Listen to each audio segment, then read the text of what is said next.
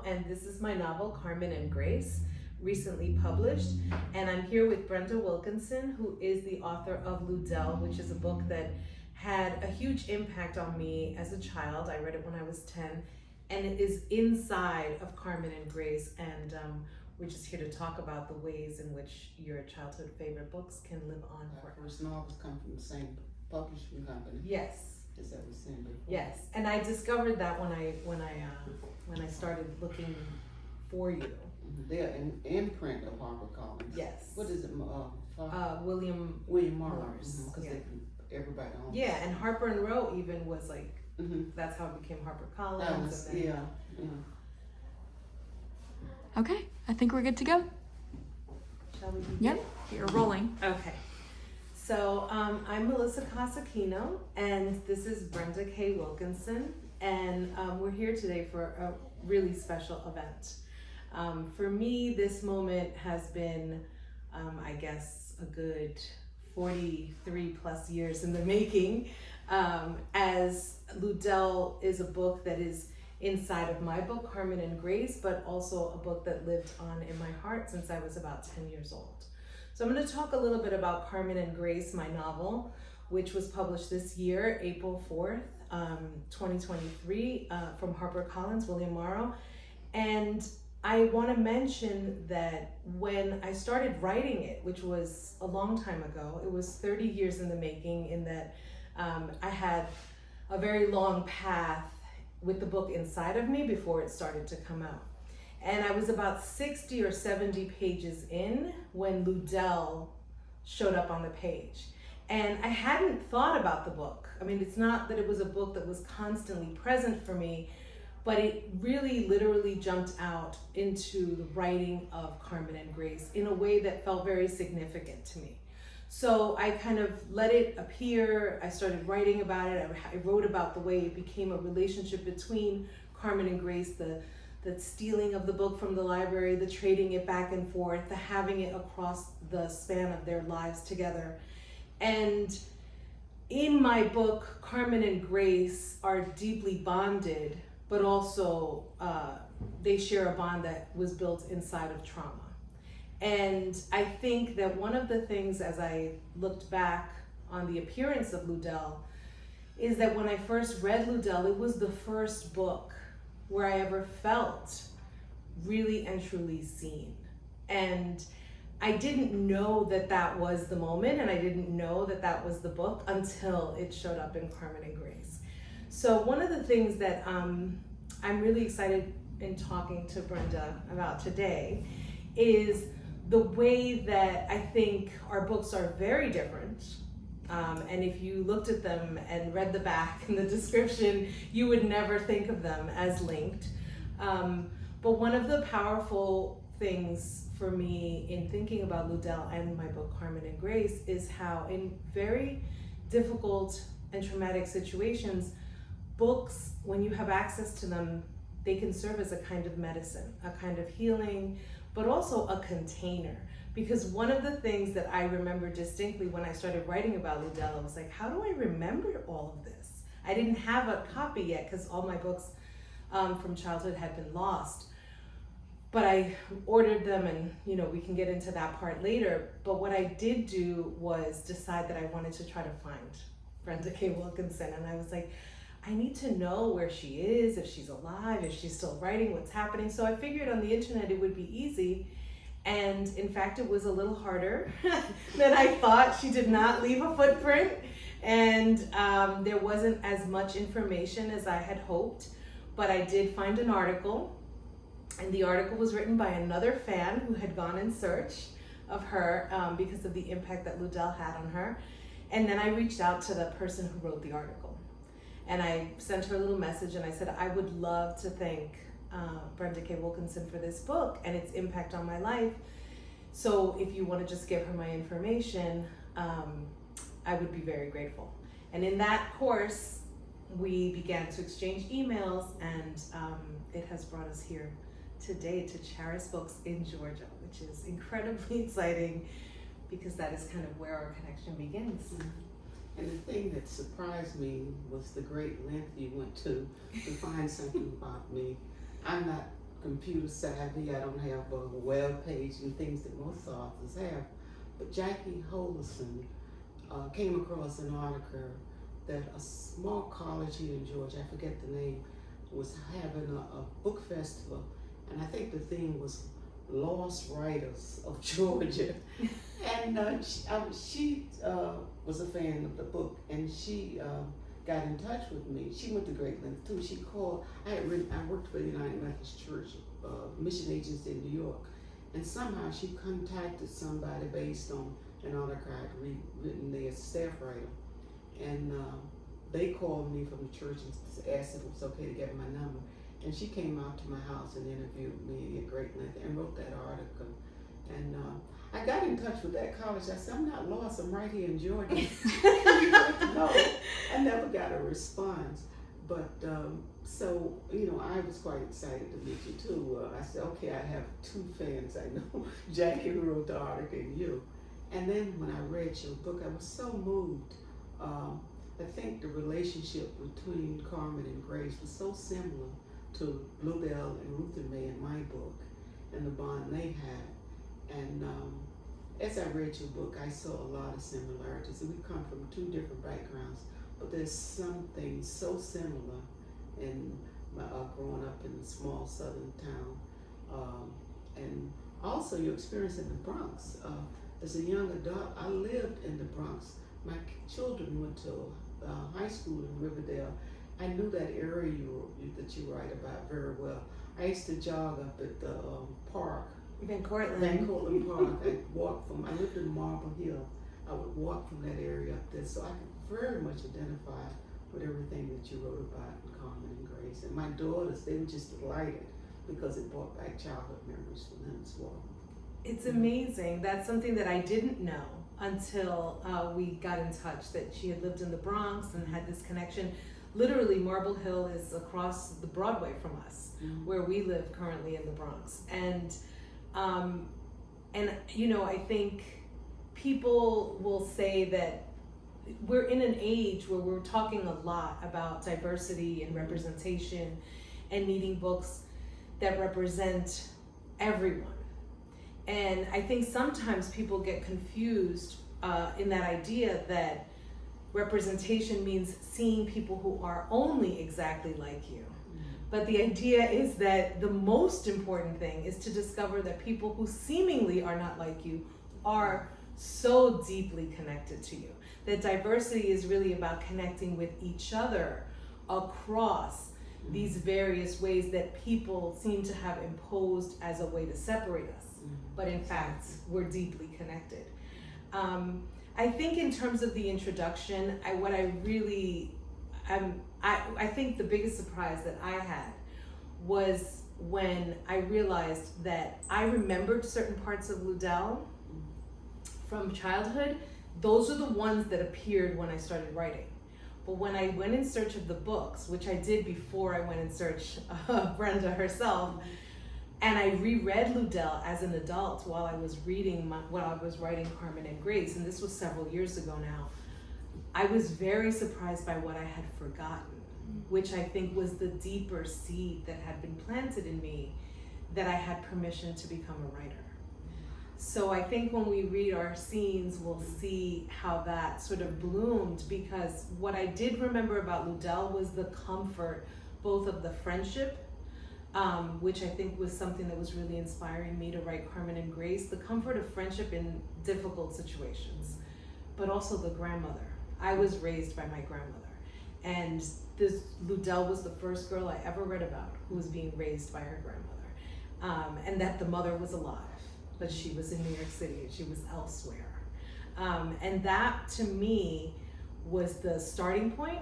But what I went back and discovered about what Ludell had done, we could blame her for this whole project. We could give her credit, yeah. So that's something that I'm really excited to explore in some of our questions. Well, that's one of the sections that we get a chance to share. I'd like to read a portion about the grandmother in this book that moved me deeply. And in multi-ethnic cultures, there are these relationships where children are being raised by grandmothers, other relatives. We don't have to always have the traditional family. And I got that, the connections with just all the relationships, how people took care of one another. One of the reasons I wrote Ludell, I wanted people, I grew up in segregated South, and I wanted people to know what that period was like. To date, I've never seen a movie or actually read a book about what the school situation was like. You know, you see all these stories about the civil rights movement, you know, you see the holes being poured on us, but nobody know that we went about the business of our everyday life, and we have some very special stories to tell. That's one of the things I'm working on now. I'd like to see a visual of this because people have total misunderstanding what life was like for us during segregation. And I think that the similarity in the project, although I was 10 years old, so there's no way I could know, but I think this idea of revealing the fact that people love each other, take care of each other, look out for each other in the most dire situations without having to explain it as needing to be changed. Obviously it needs to be changed. Obviously we need an improvement. There isn't any hiding of the poverty in Ludell, which I think also really made me feel so much more real, right? When I read it, I was like, oh, this is not an unusual situation, but in New York City, you do have this idea that you can be very poor and be in a school where everyone isn't. And you can, you know, sort of experience these differences in yourself with others very quickly. But yeah, the whole thing with representing a segregated school as not the process of desegregating, but actually like, how did we live? Who were our friends? What did we do every day? And what was the relationship with the teachers? Which I think was another very deep bond with Ludell. Well, I'm going deeper into that, my writing with that now, because I mean, certainly as you said, we needed integration. There were gains, but we had losses as well, because we had teachers who lived in our neighborhoods, attended the same church, and it's just total involvement in our lives. And that's why so many people have come out of that situation and gone on to do quite well. Yes, yes, and I think that when we get into some of our questions, I do want to talk a little bit about how difficult it is with, again, the pressure of representation, right? This idea that we need to represent an entire people in every book or story that we tell, but in fact how important it is to go into the small spaces, the places that people don't remember or don't know that are foundational, even though we need to leave them behind. They create the people that go on to do the next thing. So, I know that we're having this conversation sort of inspired by the way that Ludell inspired me as a child, and then again as I was writing my first novel. But I did want to ask you about the books that you had read as a young woman and what had inspired you to become a writer, and also to write about Ludell wanting to be one. I, again, growing up in the segregated South, we did not have access to the public library, but we did have a little small Phyllis Weaker library where there was a limited number of books. And also in our little segregated school, we had teachers who read aloud to us. One particular teacher when I was in 5th grade read the Little House books to us, and I loved those books because even though those were pioneer times, the way they lived was similar to the way we were living in Waycross, Georgia, with outdoor water and everything. So I could relate to those stories. By the time I got to high school, I loved reading, and I had a teacher accuse me of plagiarism once for a paper I'd written. While I was hurt, I was also hurt by that she thought I didn't write that, and she apologized to me later. When I started writing, I was involved in a writer's workshop with the poet Sonia Sanchez, and there was a publication for a book that Arnold Adolph did, Poetry Black America. Sonia was in that anthology, but rather than read that night, she allowed some of us from the workshop to go up. And there were editors, the books were published by Harper and Row, and then Harper Collins, then Harper Row at the time, Harper and Row at the time. And Sonia let me do some of my children's poems, and there were editors in the office in the audience rather, who heard me and wrote me a letter.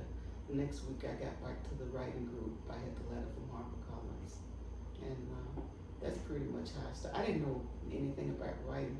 I went home and wrote it in a spiral notebook. The Ludell, Mm-hmm. in a spiral notebook. Mm-hmm. That's And, amazing. They gave me a contract, and it was just,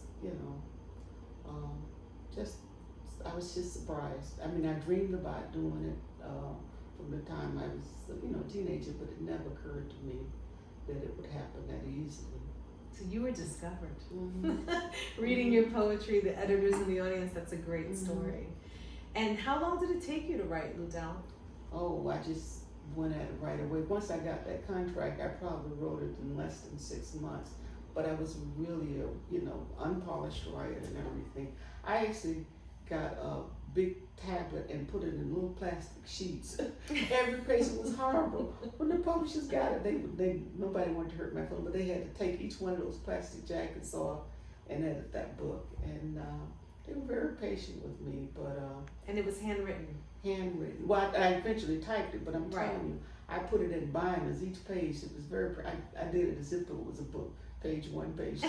It was horrible, but I was fortunate. But understand how difficult it is. It's a first novelist. How did you? Get Yeah, so obviously the industry is very different now. Although I think things like this do still happen. I think an editor goes somewhere and hears someone read and might reach out to them, but mostly it's through conferences and residencies and MFA programs. But for me, what happened is that I have been, although I say it took 30 years for the novel to kind of come into the world, I was writing from like the 3rd grade. And I that was another scene from Ludell that I think really hit me, because I was accused of plagiarism 3 times. Once with a poem in the 3rd grade, and I cried until I finally burst out in the nun's office, and I said, no one in my house speaks English. Like how would I copy? Who would I copy from? And then again in high school, where a teacher eventually apologized to me, but pulled me out into the hallway to say it, because they didn't want to admit it in front of the rest of the class, that they had gone through the lengths of checking and they saw that in fact it wasn't plagiarized. So I think for me, the process to getting published just involved writing constantly, rejection constantly for years at a time. I had written another book, I've written another book, that I did get the interest of an agent, I did get the interest of an editor, but it sort of fell apart and I didn't have it within me to kind of keep pushing. I did an MFA at City College, but I did not make my connections for publication there. And then I went to a conference in the desert in New Mexico, and it was a place where the agent came in place of her agent. Her senior agent had sent her. And when that happened, nobody wanted to go or necessarily was interested, because they wanted to meet, Jonathan Franzen's agent or whoever the famous agent was. So I ended up being the only one who showed up. And I showed up, and her name is Sumio Roberts, and we sat down and we started talking about my book. And she said, it sounds fascinating, it sounds difficult to wrap your head around, it sounds hard to put a genre to, so why don't we agree that you'll send me some pages and I'll look at them, and then we'll talk about what that might end up looking like. So we stayed in touch, I sent her pages, she agreed to represent me, and then we had our own 5-year journey where I was finishing a PhD, she was had 2 maternity leaves because she had babies, we went back and forth. She had notes, she had questions. She said, you need to make this as strong as you possibly can because the market is so difficult. And then she stayed with me. She moved to another agency, but we stayed working together over all those years. And finally, in 2020, which was, a very difficult year for so many, I lost both my parents. My father died in January, my mother in April, my sister-in-law in between. And so that period of time was so transformative, so difficult, that summer, I was like, I either drown in this and I have no idea how to come back, or I finish my book. And I go drown in that. And I reached out to a friend, writer, editor. Her name is Sunny. She's a brilliant woman. And I said, look, I need a doula to make sure I'm okay, but I'm going to put out these pages every week and I need to send this back to my agent. And that was the version of the book that finally Sumia felt was ready to go to editors. And then that process was probably shockingly fast, which for some people is very long. But I feel like the beginning was so long for me with my agent. We worked so hard to kind of get it to a place where it felt right that then she sent it and we were able to kind of make moves in a few weeks. The thing I'm excited about your book and looking forward to is the fact that we have two ethnic young people. You know, we've had classic books like Catching the Rye, To Kill a Mockingbird, a lot of adult books that have young people as protagonists, but it's rare that I've come across one of late that has two major young girls with ethnic background, and I think this is going to be a lot of people interested in it because, you know, again, there's stories that have not been told. Well, and I did want to address that too, this idea that, you know, Carmen and Grace, they're two Puerto Rican girls in the Bronx. And what you said about the Little House on the Prairie books, I mentioned the Little House on the Prairie books in Carmen and Grace also very briefly because my best friend Mary in the Bronx was obsessed with those books. Those books were like her life, and I read them too because she read them, and so we read everything that the other one read together. We had our own book club. But it reminded me a lot of what my grandmother had lived through because she grew up in a small town in Puerto Rico, no water, no electricity, a little wooden house. So I would look at those books and imagine that world. But I did feel like Ludell spoke to me directly and specifically in ways that the Little House books didn't. But Carmen and Grace live in the Bronx, and it's the 90s, and they live in a street culture that is very difficult to write about without people sort of feeling that you're relegating Puerto Ricans to a stereotype. And you have to really sort of pull back on that tension constantly to say, I'm talking about human beings caught up in situations. These are circumstances and situations that are very real and very painful and difficult to navigate, but also they call upon your skills. Like survival requires skill. And I do feel that it's really important to tell those stories and to not feel any shame, right? That's that overarching idea that you should be ashamed to tell a story where things were, you know, done that were illegal or wrong or reflect negatively on our community. And I think the opposite is true. I think the more we peel back the layers of these stories, the more we realize that everything has been done in the name of survival, and that, you know, bad choices have been made from time to time, and consequences are inevitable. So I think I next wanted to ask you about that idea of, you know, in the writing of Ludell, you brought to life a world that was very familiar to you. It was very intimate. Where did you feel you had sort of license to make things up or add things, or do you feel like you were just trying to really channel the world? I think, Carmen, I wrote from the truth that I experienced. I may have changed names and situations to avoid having anybody telling me that I wrote about them. They did give me a book party in Waycross at the library that I was not able to enter when I was a child. And I had several teachers who came up and said, oh, that's me, or whatever. People would make put themselves in your books, whether they're there or not. But I drew from experiences primarily, as I think about it now. From the schools I wrote about was exactly what I experienced, and what relationships I did have with white people in terms of working as a teenage babysitter or whatever.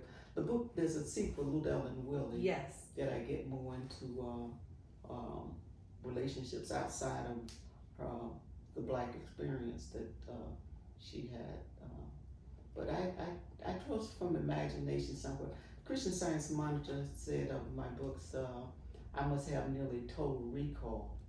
I saw that. And I didn't have a television growing up, and I tell young people all the time, you'd be surprised how much you remember not having a television to distract you, you know. And so that's pretty much. Yeah, I asked this question because I think it's interesting. Fiction has so many different forms. I studied with Jane Lazar when I was in college, and she wrote a lot of what's called like autofiction or autobiographical fiction. It was like her life, but just turned into a novel, and thinking about that fine line. Whereas Carmen and Grace, for me, was very much an environmental truth. It was deeply steeped in an environmental experience that was very concrete, but the characters were like speaking through me. It was kind of like a haunting. I would always call it a haunting, because they were sort of following me around, sort of demanding to be heard. And I ended up encountering many different versions of what I call like my Carmen and Grace experiences. But I think I was always writing about the loss of my mother in life, that she was alive, but she had lived this life so different from mine, so unprotected, so kind of out on the streets, and that difference, that distance that was created there. But I do have people who keep calling me Carmen, which I think is hilarious, because I have to say, no, it's a novel. I'm neither Carmen nor Grace, and you have to kind of make those distinctions. But I think that there's room for all of it. That's my argument to my students is, they say, well, how do I know if I'm writing memoir or novel or fiction? And so, well, you decide how close to the line you want to stay, and if you want to change names and you want to change dates and you feel a need to place things a different way, you're probably trying to tell a bigger truth, a truth that needs a little more room. But if you want to stay really personal and close to your life, then stick with autobiographical writing. But I think there's a lot of movement back and forth. One of the things I had some criticism around dialect. I wrote from the voice. I wrote the sound just the way it was. I heard it in my ear, and with some librarians, and nobody said Mark Twain or any Southern writer. Nobody questioned. But why are you gonna have the kids talking like this? And I was really bothered by that. But I wrote it the way it sounded, the way I heard it, and that was it. Yeah, I've experienced something similar around the cursing and also the use of Spanish. Several readers have said, I found the Spanish so distracting. And those are questions that come up when you're writing. How do I tell this story? You're writing it, so it's no longer real, right? Right. That's already the distance. But the way you hear it is the way it has to come out. And it would not have been authentic had you not inserted Spanish. Even though I don't personally speak Spanish, my daughter's stuff read it, and people understand. You understand in the context of what you're reading. Yeah, and you also can. I am committed to the idea that you can struggle with silence. That you cannot understand everything, and that's okay. I don't understand everything. In fact, what I do know now that I've read Ludell as an adult, there were a bunch of things I didn't understand that I was reading, but they were absorbed in a way that was very powerful, that held me and sort of like grew with me over time. So I think that leaving those spaces for people to not necessarily understand, that's part of the gift of reading. I remember an editor at Harper & Row said I had a word and nobody knew what dry long sew. And it was an expression we use in the South. She hit me. Why did she hit me? She just did it, dry long sew. And years later I found out it was derivative of some African word that meant for no particular reason. Wow. I don't know, but I don't know, we just said it. And when I was reading Alice Walker and saw that she had used teen-ouchie, I had not thought of that word since I was a child. just expressions. You don't have to know what it means. Isn't that It's beautiful? a nice word. That's beautiful. The word harta in this book, someone came up to me in Montclair, New Jersey at the book festival, and she thanked me for writing that word down and then for reading it out loud, because I read that section in the book festival. She goes, I have never heard anyone say harta in person in a book, and it's so important to me because that word means so much in our culture. And it basically means beyond fed up. Like, I'm so done that there's nothing left. And I think that just like what you're saying, we don't know where everything is located in our memory, but when it arrives as a writer, you kind of have to give it its little respect. Say, okay, that's the one that came. And then in editing is when you make all those decisions, right? Did you have a positive editing experience? I did very much. I had a very good editor who was very patient. She knew I was young and just beginning, and I think she gave me a lot of leeway, and it was just help. I learned a lot of the teaching process as I wrote the book. Excellent. Yeah, I had a very good editor, Jessica Williams, and also I think who gave me a lot of space to say, you could try this, you could try this, think about what you want to do here, but did not necessarily try to change the book, which I was afraid of. I was very afraid of that. She assured me that I was good at dialogue. I knew very little about publishing when I was nominated for the National Book Award. They were so excited. I had no idea what the National Book Award was. That's so exciting. And did you get to participate in that process? Yes, I went as young, and it was very, very intimidating being there with all this. And that was the thing too. I peaked young. Sometimes it's not the best thing. I was 29 years old. I didn't know a lot, and I remember just looking around for one other black person, and I found the editor from Doubleday, and the people at Harper Row were thinking, come and stay with our people, but I was just looking for familiarity. Yeah. And it was Marie Brown, I remember thinking to her at that event. Marie Brown, wow. Yes. I think she became an agent. Yeah, she was an agent. She is an agent. Right? She is an agent now. Yeah, but I remember just clinging to her at that event because I didn't know anybody else in the room. Yeah, no, it's definitely part of that process. So other than Jacqueline and myself, did you have contact with readers when you first published? Did you, sort of have contact with people who had read your work, or was that not? Well, Harper Row sent me around to a lot of places, and of course I was put on panels through Penn. I was on panels for the Norman Klein Award with Judy Blume and Madame Lena. I met a lot of writers again. At 29, that I was in rooms where I was just kind of placed there. It's terrible to say, but for trying to have ethnic inclusion. But I was very young, and there was some good things about it. But in retrospect, I wish I had been a little bit wiser about the way publishing operated at the time. In terms of my books staying in print and everything. Right. I didn't make all the connections I probably should have at the time. Okay, great. So as part of our encounter today, we talked about this idea that mostly authors are always reading from their own work, but we really wanted to highlight the interconnections between Ludell and Carmen and Grace. So I'm going to read one of my favorite sections from Ludell, and Brenda is going to read from Carmen and Grace. I'll try not to cry. But what I did want to say is that I was in touch with this young woman, Amy Casillas, who was reading Carmen and Grace with some friends yesterday and posted a picture on Instagram.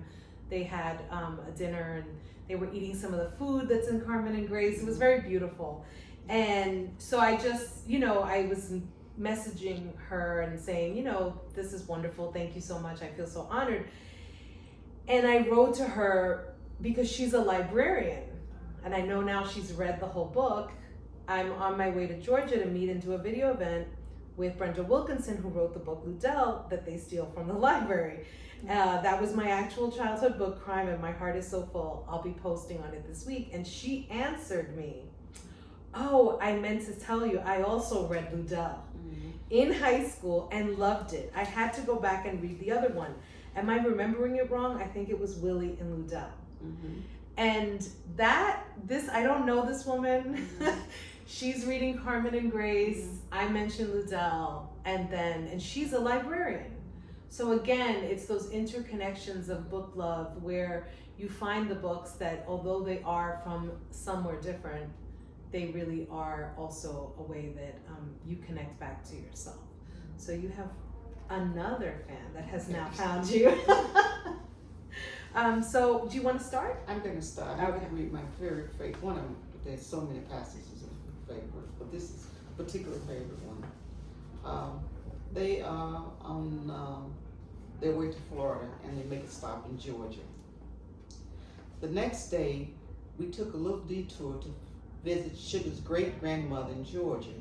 She was 95 years old and had never met any of Sugar's kids. Sugar hadn't been back that often. She'd been sending her great-grandmother money, but was careful to never send too much. Sugar explained that we only had one chance with Grandma Helen. Grandma not about that life at all. So we gotta go in real humble. Leave all your chains and rings and shit in the car. She don't care for nothing that glitters if it ain't the sun. I landed on Grandma Helen's porch, seeking relief from the southern midday sun. Even a short walk from the car had been too long.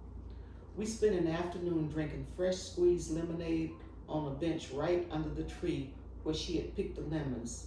Sugar walked the garden with Grandma, who was pointing out herbs for her to take home.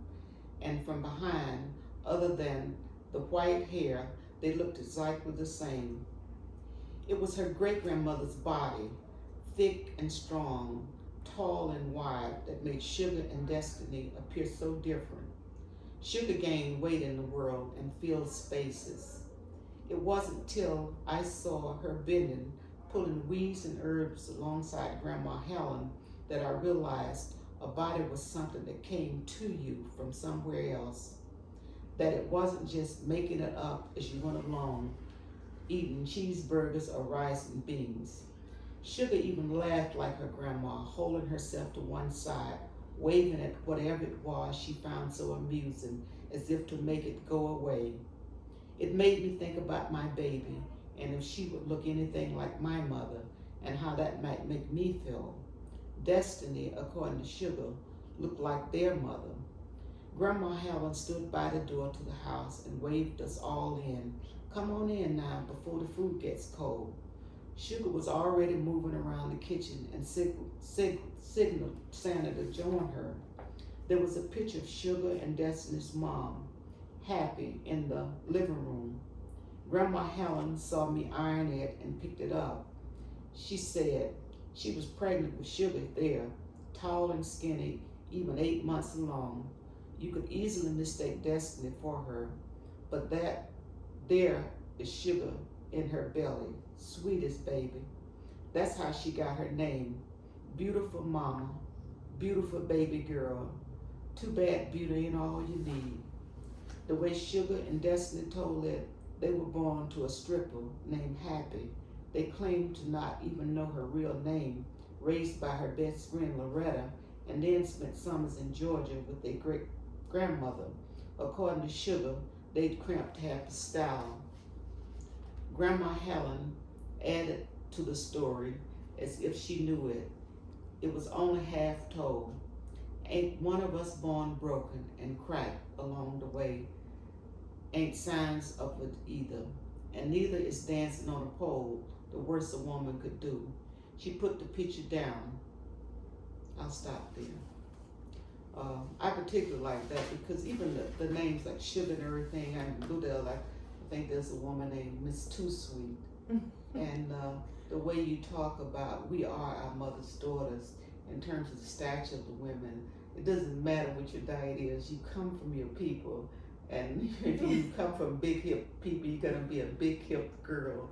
And you just write it so beautifully. And the whole movement of the grandmother and the way she relates to them is just exquisite. Thank you. And you know, that's both of our grandmother characters together, because the lemon tree and the bench is my grandmother's house in San Sebastián, Puerto Rico, where I used to go. and she would make, grab a lemon and send you to go and do this and this, and then you drink it right under the tree. And the herbs. But it was also very much an homage to a woman who was from the South and worked at Martin Luther King Health Center in the Bronx, where my father worked. And she used to call my sister Sugar. And so there was a whole way in what, she's like, oh, she's just the sweetest little girl, and she would call her Sugar. And there are all these layers that appear when you're writing that you don't know, but you're just, they're infusing the love and the connection. Yeah, I almost did. Yeah, when I read Sugar, I was thinking, what do you got to do next? Oh yeah, Miss Too Sweet. Miss Too Sweet. Yeah, my book. So yes, and it's the connections really are very powerful. Okay, so I'll read my section that is the one that I really think stayed with me the longest. And it is the scene where it's the night before Christmas Day.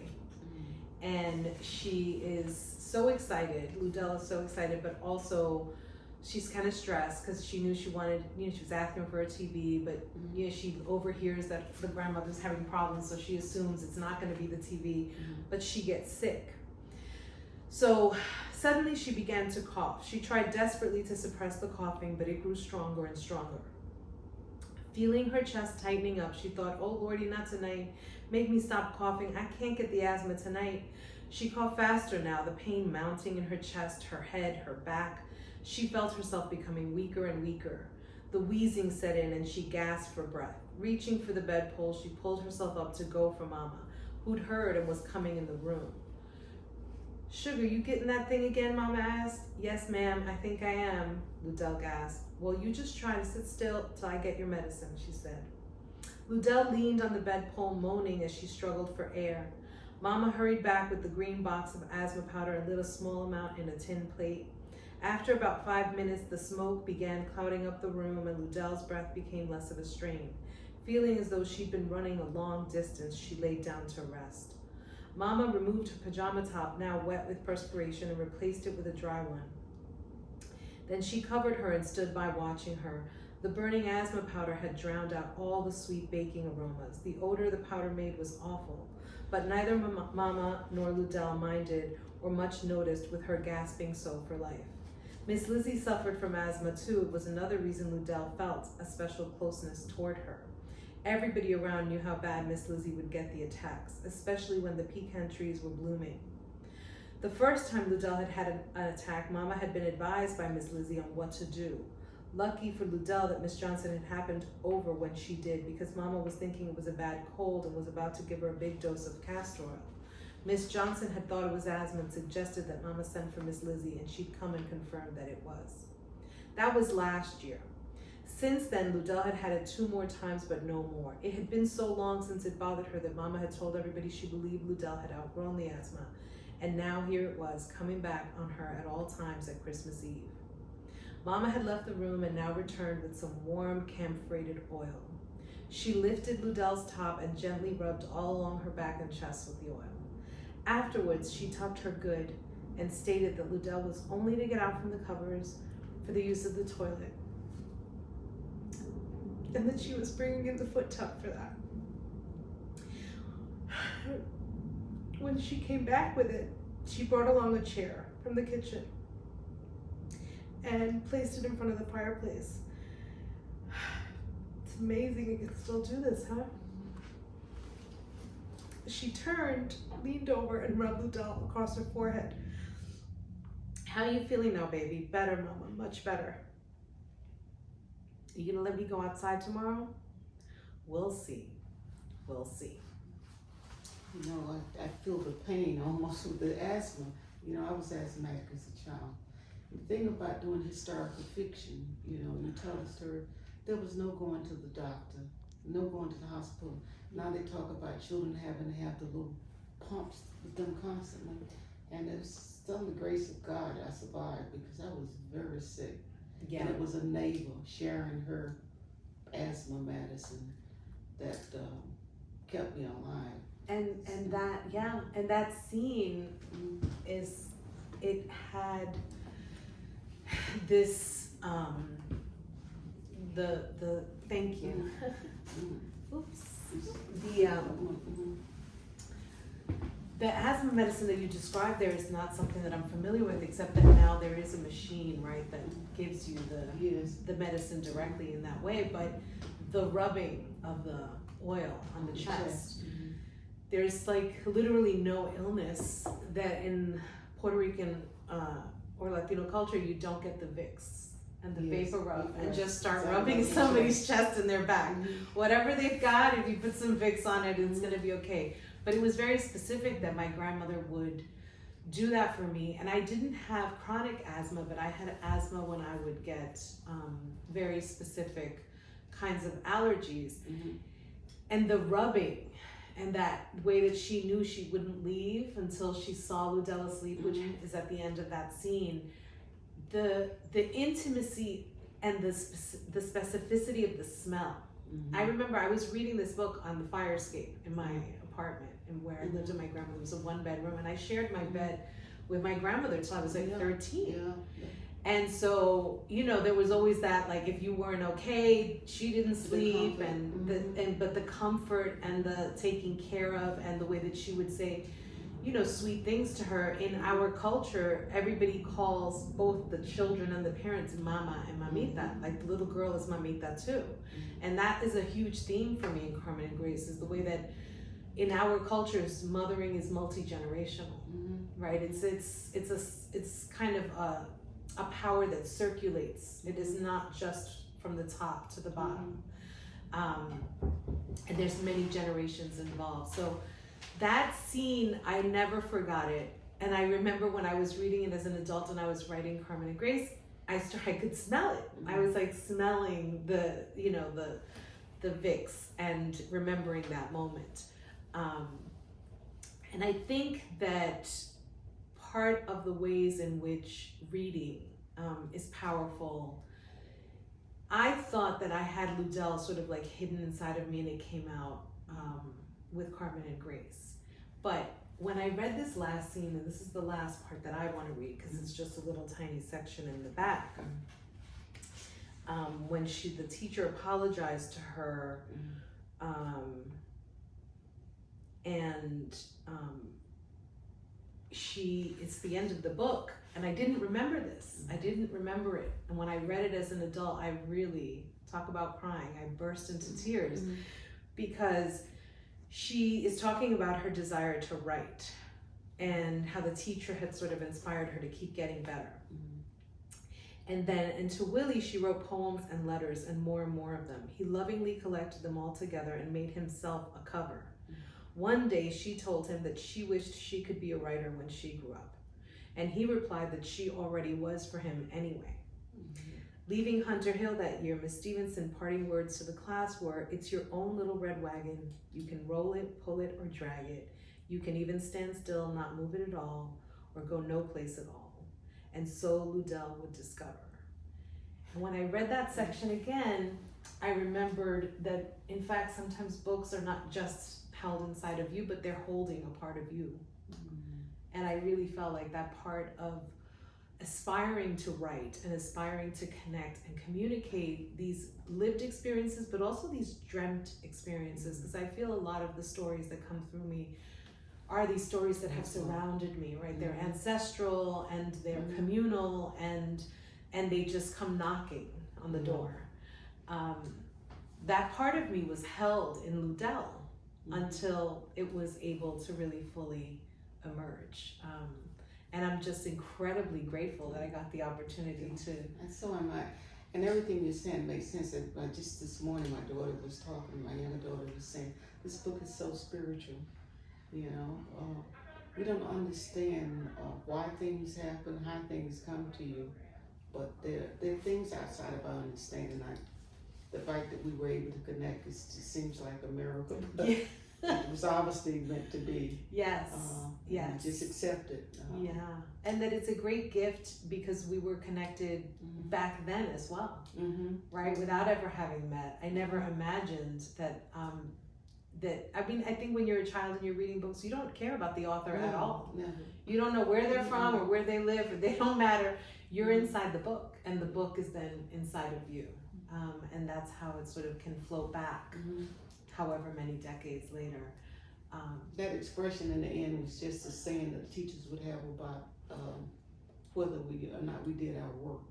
You know, you can get up and do something, you could stand still and not get anywhere in life, you know. Yeah. As the one art says, get up, put your shoes on. You know, there's work to be done. Yeah. And I take that attitude even about writing today, that I've been given a gift and you have to use it, you know. And it's an obligation to tell these stories. Even as you're talking about getting sick too as a child, you know, too many of us grew up in homes that weren't properly ventilated.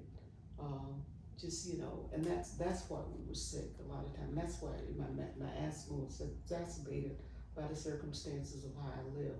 And one of the highest rates of asthma in this country is in the Bronx. And they've discovered that it's because of the Cross Bronx Expressway, and there are all of these environmental reasons. My son suffered from very severe asthma in his youth, and we sort of don't understand, right, all the ways that the illness is both real and literal and affects how we live every day, but it's also metaphorical and symbolic of how we have been forced to live. Right, and when you tell the story, you think, that's what it was, you know, and but in spite of it all, you know, the love that we got and the warm baked roses, Vicks on the. I have a friend who said her husband's actually addicted to it, you know. But he wants to put that back. I say it's a childhood memory. You know? Yeah, and it's not an easy smell, but it is associated with comfort in many of our cultures. It's a way to, you know, it's like slow down, calm down. It's going to be okay. It's like that message in scent. Everything will be okay. There's things will be okay. With your grandmother, I don't think I slept by myself as an adult until I was an adult. Because you shared a bed. Yeah. And I can remember being very sick and my mother just getting in the bed with me because that was all she could do. Yeah.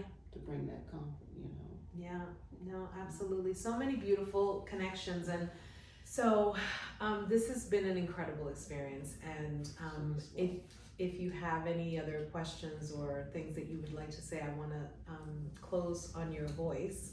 But I want to say thank you again. Thank you as well for finding the lost writer. For someone who was never lost. She's right here in Georgia. But I did want to sort of circle back, and you know, the gratitude is not only for the book itself, which is obviously beautiful and incredibly important to me, but for the courage to have kind of embarked on the journey of writing it, which I know at that time, it's still a difficult thing to decide that you can do or you should do or you want to do. But it was difficult then to make that leap. And I'm very, very grateful that you did. My last question, just in thinking about the fact that you are here and you are in Georgia, and you said that you are writing. What are you working on now, and sort of what are your sort of like hopes for what you write next? Well, I've never written a screenplay, but I decided to go back and look at my books because once again, I have never seen a movie or television program that depicted my story.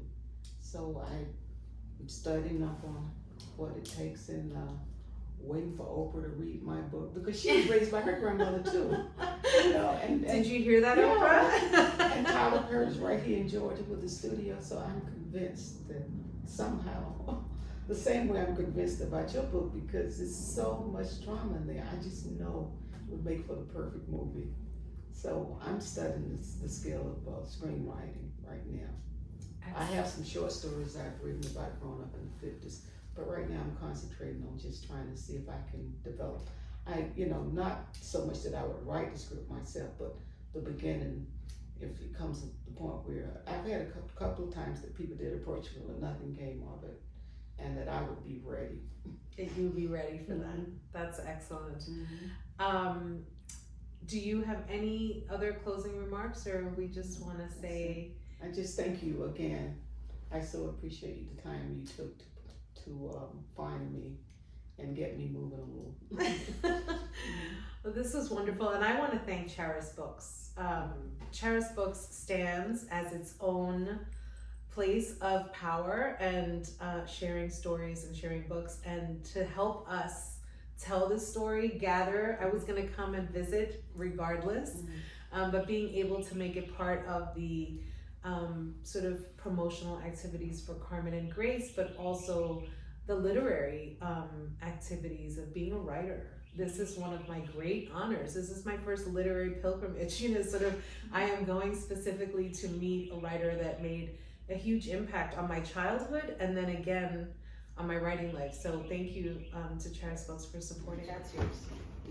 And I'll have you sign when we're having lunch.